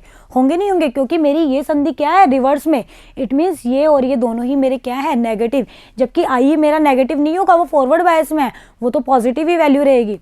तो बस यहाँ पर अब जो प्रतिरोध होगा उसको हम क्या कहेंगे, गतिक निर्गत प्रतिरोध। तो क्या हो जाएगा, आउटपुट वोल्टेज और आउटपुट करंट, जब इनपुट करंट को कांस्टेंट रखा, और इसका जो मान जब निकलता है तो ये बहुत ज़्यादा निकलता है। कितना निकलता है, 10 की पावर 6 ओम कोटि का। और बताओ ये चीज़ हमारे कॉन्सेप्ट से भी सही है या नहीं? क्यों? क्योंकि हमने हमारी जो दूसरी वाली संधि है, CB जो संधि है उसको, CB जो संधि है उसको रिवर्स बायस में रखा। आपको अच्छे से पता है कि जब हम रिवर्स बायस में रखते हैं तो उसमें प्रतिरोध का मान होता है उच्च और करंट का मान होता है निम्न। तो बताओ प्रतिरोध आपको उच्च निकल रहा है नहीं निकल रहा, यानी कि करंट आपको कम प्राप्त होगी नहीं होगी। तो ये हमारे कॉन्सेप्ट से भी सही है और ये चीज़ इतनी होती भी है। तो जब आप निकालोगे तो आपको 10 की पावर 6 ओम यानी कि उच्च 10 की पावर 6 ओम मेगा कोटि का मिल रहा है ना। चलिए, तो इसका जो ग्राफ हमें मिलता है वो इस तरह का मिलता है। जैसे ये IC है मिली एम्पियर में, ये VCB है वोल्टेज में, IE की मैंने अलग अलग वैल्यू को कांस्टेंट रखा। पहले रखा 0 मिली एम्पियर, फिर 1, फिर 2, फिर 3, 4, तो हमें इस तरह के ग्राफ मिलते हैं। तो ये जो ग्राफ हमें मिलते हैं, इस ग्राफ में देखो आपको एक चीज़ मिलेगी कि इस वाले रीजन के लिए, ये जो रीजन है इसको मैंने कहा सैचुरेशन रीजन। अब आपको सैचुरेशन रीजन क्या होता है मैंने आपको पढ़ाया है ना। क्या होता है सैचुरेशन रीजन, कि जब हमारे दोनों जो संधियाँ होती है वो फॉरवर्ड बायस में हो तो सैचुरेशन रीजन होता है। कि अगर दोनों संधियों को आप फॉरवर्ड बायस में कर देते हो तो वो सैचुरेशन रीजन होता है, दोनों को आप रिवर्स में कर देते हो तो वो कट ऑफ होता है। तो ये मेरा कट ऑफ रीजन है, ये मेरा सैचुरेशन रीजन है, और हमें इस तरह का ग्राफ यहाँ पे प्लॉट होता है। इस तरह का ग्राफ मिलता है कि एक निश्चित वोल्टेज तक तो ये सैचुरेट रहता है, फिर देन क्या होता है हमारा जैसे मैंने वोल्टेज बढ़ाया तो करंट का मान धीरे धीरे बढ़ता है और एक सीमा पे आके कांस्टेंट हो जाता है। हो गया ना कांस्टेंट। देखो अब आप वोल्टेज का मान कितना ही बढ़ाओ, इसके लिए करंट का मान आपको सेम ही प्राप्त हो रहा है। ओके, तो इस तरह से आप लोग ग्राफ को, इस ग्राफ के बारे में थ्योरी भी लिख सकते हो। ओके बच्चों, तो इस ग्राफ की जो थ्योरी है वो आपकी बुक में दी हुई है, आप लोग उसको एक बार जरूर पढ़ना और फिर आपको लिखनी है। मैं वो चीज़ यहाँ पे आपको नहीं बता रही हूँ क्योंकि वो आप खुद करोगे। अब मैंने आपको ग्राफ समझा दिया, अब इस ग्राफ की थ्योरी आप एक बार पढ़ना और फिर उसको अपनी लैंग्वेज में लिखना। ओके, और ये मेरा एक्टिव रीजन है, ये मेरा क्या हो गया सैचुरेशन रीजन, और ये मेरा कट ऑफ रीजन हो गया। और ये आई के अलग अलग वैल्यू के लिए आईसी और वीसीबी के बीच में ग्राफ प्लॉट किया गया है। तब आप बुक से पढ़ोगे, ये आपके लिए होमवर्क है। तो इस तरह से हम लोग यहाँ पे निकालते हैं। फिर जैसे मुझे आरओ भी निकालना है, तो जैसे मैंने आई की वैल्यू ले ली 1 मिली एम्पियर, तो ग्राफ मुझे मिला ये, तो इसके ऊपर दो अलग अलग वैल्यूज़ के संगत हम लोग क्या कर लेंगे, करंट की वैल्यू निकाल के देखेंगे। ठीक है, और फिर उनका जब हम मान निकालेंगे तो वो हमारा इतनी कोटि का आना ही चाहिए। 10 की पावर 6 ओम कोटि का हमारा जो गतिक प्रतिरोध है निर्गत वाला, वो आना ही चाहिए। चलिए अब बात करते हैं, एक होती है निर्गत चालकता। अब आपको क्या पता है कि प्रतिरोध जो होता है उसका व्युत्क्रम चालकता होती है, पढ़ा है ना हमने। तो निर्गत है तो निर्गत प्रतिरोध का व्युत्क्रम कर दो तो निर्गत चालकता निकल जाएगी। अब इसमें एक चीज़ हम और निकालते हैं, बहुत इंपॉर्टेंट, इसे हम कहते हैं धारा लाभ या फिर धारा प्रवर्धन गुणांक, और इसको हम शो करेंगे अल्फा से। अल्फा है, जब भी आपका अल्फा, यहाँ पर न्यूमेरिकल जो क्वेश्चन है वो अच्छे से पूछा जाता है, हमेशा ध्यान रखना अल्फा है, इट मीन्स आपका जो कॉन्फ़िगरेशन है वो CB है, मतलब आपने बेस को कॉमन रखा है। जब हम बीटा पढ़ेंगे आगे, उसका मतलब होगा CE, यानी कि ई मीटर को कांस्टेंट रखा है। तो आपको पता होना चाहिए कि अल्फा और बीटा क्या होता है।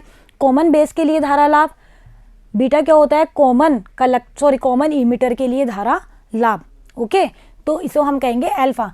तो जो धारा लाभ होता है वो क्या होता है, निर्गत धारा और निवेशित धारा, कितनी धारा निर्गत हुई कितनी धारा निवेशी हुई, इनका अनुपात कर दो, वही कहलाता है हमारा धारा लाभ। उभयनिष्ठ आधार विन्यास में स्थिर आधार संग्राहक वोल्टा VCB पर संग्राहक धारा IC और उत्सर्जक धारा IE के अनुपात को ही हम क्या कहते हैं, धारा लाभ या स्थैतिक धारा प्रवर्धन गुणांक। तो आपको क्या कांस्टेंट रखना है इसमें, VCB को, यानी कि जो आपका आउटपुट वोल्टेज है उसको कांस्टेंट रखते हुए निर्गत धारा और निवेशी धारा के अनुपात जो होगा वही हमारा धारा लाभ कहलाएगा, और इसे हम कहते हैं अल्फा। अब आपने अगर DC करंट दी है तो अल्फा DC हो जाएगा। ठीक है, स्थिर VCB पर यदि निवेशी धारा आई, अगर आपने DC करंट दी है तो इनमें चेंज नहीं आएगा, और अगर आपने करंट AC दी है तो हम यहाँ पे डेल यूज कर लेंगे। तो देखो स्थिर VCB पर यदि निवेशी धारा में परिवर्तन है डेल IE और निर्गत धारा में परिवर्तन है डेल IC, तो इनका जो अनुपात होगा उसे हम कहेंगे गतिक धारा प्रवर्धन गुणांक। ये तो था स्थैतिक, क्योंकि हमने करंट क्या की, DC, अभी भी मैंने आपको समझाया ना कुछ देर पहले स्थैतिक और गतिक के बारे में। तो DC की वोल्टेज DC है तो इट मीन्स आपकी स्थैतिक धारा प्रवर्धन गुणांक है, और अगर आपने AC दी है तो इट मीन्स आपका गतिक धारा प्रवर्धन गुणांक है। तो इसको अल्फा DC, और इस अल्फा DC को ही हम अल्फा कहते हैं, ये ध्यान रखना। अल्फा जो AC है उसे ही हम अल्फा कहते हैं और अल्फा DC ये है। ओके, ज़्यादा फर्क नहीं है, सिर्फ हम यहाँ पे परिवर्तन आ जाएगा। जब AC होगा तो फ्लक्चुएशन होता है ना, इस वजह से यहाँ पर परिवर्तन आ जाएगा। तो अल्फा AC क्या हो गया, अल्फा AC को हम अल्फा भी कहते हैं, मैंने आपको अभी बताया। तो कितना हो गया, del IC upon del IE हो गया। चलिए, और जब मेरा VCB कांस्टेंट हो, यानी कि अगर AC की बात कर रहे हैं तो हमें चेंज लेना पड़ेगा, और अगर हम DC की बात कर रहे हैं तो चेंज लेने की जरूरत नहीं है, क्योंकि वहाँ पे हम DC करंट फ्लो करवा रहे हैं, यहाँ पर हम AC। चलिए, इतना हमें समझ में आ गया। अब देखो एग्जाम में जो क्वेश्चन है वो यहीं से ही आता है, तो आपको पता होना चाहिए अल्फा का मतलब है कि कॉमन बेस के लिए धारा लाभ, जब बीटा आएगा तो कॉमन ई मीटर के लिए धारा लाभ। तो आपको ये चीज़ पता होनी चाहिए। तो वो आपको कुछ भी वैल्यू दे देगा और कुछ आपसे पूछ लेगा, इनपुट करंट इनपुट वोल्टेज दे दे, इनपुट करंट और आउटपुट करंट दे देगा, और आपको पूछेगा कि बताइए धारा लाभ। तो बहुत ईजी से न्यूमेरिकल आते हैं यहाँ पे, डायरेक्ट फॉर्मूला बेस। तो आप लोग एक बार देखना बुक के न्यूमेरिकल, बहुत ईजी है, आप लोग आसानी से कर लोगे। ओके, फिर बाकी जब हम न्यूमेरिकल करेंगे तो हम ये क्वेश्चन भी जरूर करेंगे। अब देखो, मैंने आपको एक चीज़ सिखाई थी कि जो ट्रांजिस्टर होता है उसमें क्या होता है, उसमें हमारी जो इमीटर जो करंट होती है वो मेरी बेस करंट और कलेक्टर करंट के योग के बराबर होती है ना। मैंने आपको एक चीज़ और सिखाई थी, वो क्या, कि ये जो बेस करंट होता है इसका मान बहुत कम होता है। क्यों, क्योंकि ये जो होती है इसके अंदर जो डॉपिंग हम करते हैं वो बहुत कम होता है, इसलिए इसका जो करंट का मान होता है वो बहुत ही कम होता है। मतलब इसमें जो पुनर्संयोजन होता है आवेशों का वो बहुत कम होता है। हम लोग लास्ट जो वीडियोस थी उनमें अच्छे से इसको चीज़ को डिस्कस कर चुके हैं। तो वहीं से ही मैंने आपको ये चीज़ सिखाई थी कि आई जो होता है वो लगभग IC होता है, लगभग, यानी कि नियर टू आईसी है, लेकिन नियर तो नहीं है। आई का जो मान होता है वो आईसी से थोड़ा सा ज़्यादा होता है, चाहे थोड़ा ही हो लेकिन होता ज़रूर है। इसी वजह से अगर मैं आईसी अपॉन आई निकालूँ तो वो लेस देन 1 आएगा। क्यों? क्योंकि इसका मान ज़्यादा, इसका कम, चाहे थोड़ा ही फर्क हो। तो बताओ ये दोनों वैल्यू को जब आप डिवाइड करोगे तो 1 से कम ही आएगी। अब ये वैल्यू क्या है? अल्फा। तो बताओ अल्फा डीसी है, जो अल्फा है वो लेस देन 1 होगा नहीं होगा? होगा ना। और इस अल्फा का जो मान होता है वो 0.9 से लेके 0.99 तक की रेंज का होता है। जब हम एक्सपेरिमेंट से चीज़ को कैलकुलेट करते हैं तो ये आती भी इतनी ही है। देखो 0.99 1 के बराबर है, लेकिन 1 तो नहीं है। क्यों? क्योंकि ये दोनों बिल्कुल एग्जैक्टली बराबर नहीं होते हैं। तो आपको ये चीज़ भी ध्यान में रखनी है। पूछा जाता है बताइए अल्फा का मान कितना होता है? Less than 1, greater than 1, greater than कुछ भी दे देगा या वैल्यूज़ के रूप में दे देगा। तो याद रखनी है 0.9 से लेके 0.99 तक का होता है। और इसका कोई मात्रक होगा? बताओ। आउटपुट करंट बटे इनपुट करंट, तो करंट मात्रा कट गया, एम्पियर या कुछ भी मान लो, मिली में मान लो, कुछ भी मान लो, तो कट गया। तो बताओ ये एक विमाहीन राशि होती है। धारा जो लाभ है वो विमाहीन होता है, नहीं होता? सॉरी, विमाहीन क्या, मात्रकहीन राशि होती है। ओके, चलिए अब बात करते हैं हमारे कॉमन ई मीटर की, यानी कि हमने कॉमन बेस पढ़ लिया अच्छे से। अब कॉमन ई मीटर में आएंगे। सर्किट आपको कॉमन ई मीटर का मैंने आपको समझा ही दिया है, तो सर्किट से थ्योरी आप एज इट इज लिखेंगे। बस हमें इसमें कुछ चीज़ें ऐड करनी पड़ेगी, जैसे एमीटर लगाने पड़ेंगे, वोल्ट मीटर लगाने पड़ेंगे, R1 R2 विभव विभाजक लगाने पड़ेंगे ना। बिल्कुल उसी चीज़ को आप बिल्कुल एग्जैक्टली थ्योरी से वैसे ही लिखेंगे जैसे हमने अभी अभी कॉमन बेस में करा। तो हम इसकी थ्योरी को बहुत ज़्यादा डिस्कस यहाँ नहीं करेंगे, ये आप लोगों के लिए होमवर्क है। कुछ तो आप भी तो करोगे ना, तभी तो आपको पता लगेगा ना कि आपको भी कितना समझ में आया। चलिए, तो इसका जो सर्किट डायग्राम है, इसमें आपको क्या करना है, उत्सर्जक जो है उसको मेरे इनपुट और आउटपुट जो दो परिपथ बनते हैं ना, उनमें हमारे उत्सर्जक को, अब बेस की जगह क्या जाएगा, उत्सर्जक को कॉमन रखना है बस। चलिए अब देखो, तो डायग्राम ऐसा कुछ बनेगा जो हम अभी अभी डिस्कस करके पहले भी आ चुके हैं। तीनों के डायग्राम हमने डिस्कस किए थे। तो ये पीएनपी के लिए डायग्राम मैंने उठा लिया, यहाँ लगा दिए मैंने वोल्ट मीटर जो इनके वोल्टेज को मेजर करेंगे, यहाँ लग गए एमीटर जो इनके करंट को मेजर करेंगे, यहाँ जो एमीटर लगाएंगे वो माइक्रो एमीटर कोटि का होगा, यहाँ जो लगाएंगे वो मिली एमीटर का होगा। क्यों? क्योंकि मैंने आपको अभी अभी बताया कि बेस करंट का जो मान होता है वो बहुत कम होता है। तो बहुत कम है, इट मीन्स उसको मेज़र करने के लिए हमें माइक्रो कोटि के एमीटर की ज़रूरत पड़ेगी। और ये तो करंट होती है, इसलिए यहाँ लगाया मिली। ओके, ये पीएनपी है इसलिए करंट आ रही है। ये मेरा ई को मैंने ग्राउंड कर दिया, ये मेरा बेस है, ये मेरा ई मीटर, ये मेरा कलेक्टर, ये मेरा पी, ये मेरा एन, ये मेरा पी। वही बीसी संधि को रिवर्स बायस और बीई संधि को फॉरवर्ड बायस करना है। तो डायग्राम बनेगा मेरा कुछ ऐसा। R1 R2 वही विभव विभाजक लगा दिए गए हैं और यहाँ पे बैटरी लगा दी गई। अब की बार ये बेस मेरा इनपुट का काम कर रहा है, इसलिए VBB बैटरी, आउटपुट पे मुझे VCC बैटरी। ओके बच्चों, चलिए अब डायग्राम भी आप रटने की आपको जरूरत नहीं, आप खुद से बना सकते हैं अगर आपको फॉरवर्ड रिवर्स बायस करना आता है तो। चलिए, थ्योरी बिल्कुल एज इट इज़ वही लिखनी है जैसा हमें डायग्राम में नजर आ रहा है, तो हम थ्योरी को यहाँ पे डिस्कस नहीं करेंगे अब। चलिए अब हम आते हैं डायरेक्ट हमारे मेन टॉपिक पे। इसमें भी आपको इनपुट और आउटपुट कैरेक्टरिस्टिक्स कर्व निकालना है। जब इनपुट कैरेक्टरिस्टिक्स है तो आपको क्या करना है, आउटपुट जो वोल्टेज है उसको कॉमन रखना है। अब बताइए आपका आउटपुट वोल्टेज क्या है, वो आपको डायग्राम से ही पता चल जाएगा, VC, यानी कि VC को कांस्टेंट रखना है। तो इनपुट करंट और इनपुट वोल्टेज, इनपुट करंट क्या है IB, इनपुट वोल्टेज क्या है VBE, इन दोनों के मध्य जो ग्राफ हम प्लॉट करेंगे वो इनपुट होगा, इनपुट कैरेक्टरिस्टिक्स होगा। भाई इसके अलग अलग कांस्टेंट मानों के लिए अलग अलग ग्राफों का समूह प्राप्त होगा। सिमिलरली जब आउटपुट निकालेंगे तो IB करंट को कांस्टेंट रखेंगे और इसके बीच में IC और VCE के बीच में जो ग्राफ प्लॉट होगा उसको हम आउटपुट कैरेक्टरिस्टिक्स कहेंगे। तो बताओ ये कुछ रटने वाली चीज़ें हैं क्या? नहीं ना, थ्योरी भी आप खुद से लिख सकते हो। तो बस यही लिखा है कि निर्गत जो वोल्टा है VCE उसको कांस्टेंट रखते हुए निवेशी वोल्टा और निवेशी धारा के मध्य जो ग्राफ प्राप्त करते हैं उसे हम निर्गत अभिलाक्षणिक वक्र कहते हैं। तो इसमें जो ग्राफ प्राप्त होता है वो ये तो है मेरी IB करंट जो माइक्रो एमीटर कोटि की रेंज की है, ये मेरा VBE जो वोल्ट मीटर में मेजर कर रहे हैं। इनके मध्य जब ग्राफ प्लॉट किया तो हमें इस तरह का ग्राफ प्राप्त होता है। ओके बच्चों, ये जब VCB 0 वोल्टेज है तो ये वाला, जब VCE 10 वोल्टेज है तो ये वाला, जब VCE 20 वोल्टेज के लिए कांस्टेंट करा तो इस तरह का ग्राफ हमें प्राप्त होता है। अब प्रतिरोध नहीं निकाल सकते, प्रतिरोध अब की बार क्या होगा, RIE, ई का मतलब क्या है, ई मीटर कॉमन है और I का मतलब इनपुट, तो del VBE upon del IB जब VCE कांस्टेंट, और इसकी जो वैल्यू निकलती है वो कुछ 100 ओम कोटि की होती है, मतलब ज़्यादा नहीं होती, कुछ 100 ओम कोटि तक की होती है।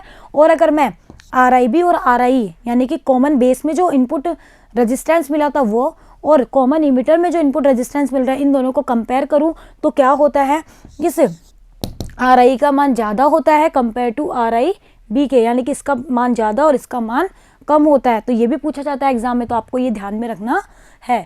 चलिए अब बात करते हैं आउटपुट की। आउटपुट के लिए क्या करना पड़ेगा आपको, इनपुट जो करंट है उसको कांस्टेंट रखना पड़ेगा। तो यहाँ लिख लेना कि इनपुट करंट कौन सी है मेरी, IB। बताओ IB है या नहीं है, IB तो है। तो IB करंट को कांस्टेंट रखते हुए VBE तथा निवेशित धारा उभयनिष्ठ उत्सर्जक विन्यास में निर्गत वोल्टता VC को नियत रखते हुए निवेशी वोल्टता तथा निवेशी धारा के मध्य खींचा गया जो ग्राफ होता है उसे तो हम निवेशी कहते हैं, सॉरी निर्गत। तो अब की बार आपको IB को कांस्टेंट रखना है। तो आउटपुट जो वोल्टेज है VCE और जो मेरी आउटपुट करंट है IC, उनके मध्य आप जो ग्राफ प्लॉट करोगे वह मेरा कहलाएगा आउटपुट कैरेक्टरिस्टिक्स। और ये जो ग्राफ होता है हमें इस तरह का प्राप्त होता है, जिसमें ये जो रीजन नजर आ रहा है ना आपको, ये वाला, ये वही सैचुरेशन रीजन है। ये वाला जो रीजन है जहाँ पर मेरा आपको अब की बार IB को कांस्टेंट रखना है, तो ये IB है ना कि IE, सही कर लेना। जहाँ IB बराबर 0 एम्पियर है, ये वाला जो रीजन है ये कट ऑफ है, और बाकी का जो बच गया वो मेरा एक्टिव रीजन है। तो ये इस ग्राफ से हमें समझ में आ रहा है। इसमें देखो एक चीज़ और समझ में आ रही होगी कि हमारी जो IC है ना वो बहुत जल्दी संतृप्त हो गई, हुई नहीं हुई, बहुत जल्दी संतृप्त नहीं हो रही, ठीक है। तो ये मेरा हो गया। तो ये IB की अलग अलग वैल्यू, जैसे 0 रखा, फिर 10 रखा, 20 रखा, 30 रखा, ये सब माइक्रो एमीटर कोटि की रेंज की होगी, क्योंकि हमने जो IB यूज़ किया है वो माइक्रो एमीटर रेंज में लिया है। तो आप लोग यहाँ पे भी इसको सही कर लेना, ओके। क्योंकि हमने जो एमीटर IB को मेजर करने के लिए यूज़ लिया है वो माइक्रो का है, क्योंकि IB का मान बहुत कम होता है। तो यहाँ सब माइक्रो लगा लेना, डायग्राम में मिस्टेक है। ये मिली एम्पियर है ही, ये मेरा वोल्ट में है ही। वापस से इसमें जब ROE निकालोगे, O का मतलब आउटपुट, E का मतलब ईमीटर मेरा कॉमन है, तो कितना होगा, del VC upon del IC, जब मेरा IB कांस्टेंट हो। और इस ROE का जो मान होता है वो बहुत ज़्यादा होता है, 50 से 100 किलो ओम कोटि का होता है। तो ये भी आपको यहाँ पे ध्यान में रखना है, ओके बच्चों। तो ये ग्राफ है, इस ग्राफ की थ्योरी भी आप खुद लिखेंगे, कुछ भी नहीं है, ज़्यादा कोई टिपिकल नहीं है। ये इसका सैचुरेशन रीजन है, ये इसका कट ऑफ रीजन है, और बाकी का जो क्षेत्र है वो एक्टिव रीजन है। इसमें ये बहुत जल्दी ही क्या हो रही है, कांस्टेंट हो रही है। तो आप लोग लिख सकते हैं, इसलिए आप लोग बुक जरूर पढ़ना। और फिर इस ग्राफ की थ्योरी और उस ग्राफ की दोनों की थ्योरी आप लोगों के लिए होमवर्क है, आप लोग खुद से करेंगे, ओके बच्चों। अब देखो इसमें भी हम धारा प्रवर्धन गुणांक निकालेंगे। मैंने आपको बताया कि इसमें जो धारा प्रवर्धन गुणांक होगा उसको हम बीटा कहेंगे। बीटा होगा तो वही आउटपुट करंट बटे इनपुट करंट। आउटपुट क्या है IC, इनपुट क्या है IB। कब, जब VEC जो हो वो मेरा क्या हो, कांस्टेंट हो। तो बीटा AC और बीटा, ये तो हो गया बीटा DC के लिए, तब तो हमने सिंपल करंट ली। अगर AC की बात करेंगे तो उसको बीटा कहेंगे, तो हमें डिफरेंस लेना पड़ेगा। तो del IC upon del IB, जब VC मेरा कांस्टेंट। अब देखो IC का जो मान होता है वो IB से ज़्यादा होता है, ये तो हमें भी पता है कि IC का मान IE से थोड़ा सा कम, लेकिन IB से तो बहुत ज़्यादा होता है नहीं होता। तो बताओ आपका बीटा ग्रेटर देन 1 आएगा नहीं आएगा, क्योंकि IB का मान बहुत कम है, तो ये पूरी क्वांटिटी 1 से तो बहुत बड़ी आएगी ना। तो बीटा का जो मान होता है वो ग्रेटर देन 1 होता है, 1 से बहुत ज़्यादा होता है, क्योंकि IB का मान भी ग्रेटर देन क्योंकि IC का मान ग्रेटर देन IB होता है ना, इसलिए। चलिए अब हम निकालते हैं कि हमने अल्फा भी निकाल लिया और हमने बीटा भी निकाल लिया, तो इन अल्फा और बीटा में क्या रिलेशन है हम वो निकालते हैं। कुछ नहीं करना, ट्रांजिस्टर के लिए हम जानते हैं कि IE जो होता है वो कितना होता है, ये होता है। इसको, ये जो इक्वेशन है इसको IC से क्या कर दो, और अगर इसमें परिवर्तन निकाले तो परिवर्तन ले लो, del I del IB del IC। इसको डेल IC से पूरी इक्वेशन को लेफ्ट हैंड साइड और RHS साइड में भाग दे दो। जब भाग दे दिया तो ये स्टेप मिलेगी, इससे ये कटेगा तो 1 आ जाएगा, del IE upon del IC del IB upon del IC plus 1। बताओ ये चीज़ कुछ नज़र आ रही है और ये चीज़ कुछ नज़र आ रही है। IC बटे IE होता है अल्फा, लेकिन ये उल्टा है, तो ये 1 अपॉन अल्फा हो गया और ये हो गया 1 अपॉन बीटा। तो यहाँ से ये आ गया 1 अपॉन अल्फा बराबर 1 अपॉन बीटा प्लस 1, और यहाँ से न्यूमेरिकल बनता है, वो आपको अल्फा दे देगा, बीटा पूछेगा, तो आपको ये रिलेशन याद होना चाहिए। ये याद कर लो, चाहे ये याद कर लो, चाहे ये कर लो, कोई भी एक कर लो। मुझे तो ज़्यादा आसान ये लगता है, क्योंकि फिर इससे हम ये दोनों प्राप्त कर सकते हैं। और बीटा जो होता है वो अल्फा से बड़ा होता है, ये भी आपको ध्यान में रखना है, क्योंकि अल्फा की वैल्यू तो 0.9 से 0.99 तक की होती है, जबकि हमारा जो बीटा होता है वो तो 1 से बहुत बड़ा होता है। तो इसलिए बीटा ग्रेटर देन अल्फा होता है, और ये जो होता है वो 1 अपॉन अल्फा बराबर 1 अपॉन बीटा प्लस 1 होता है। एक रिलेशन याद रख लो, अब वो कुछ भी दे तो कुछ भी आप निकाल सकते हो, ओके बच्चों।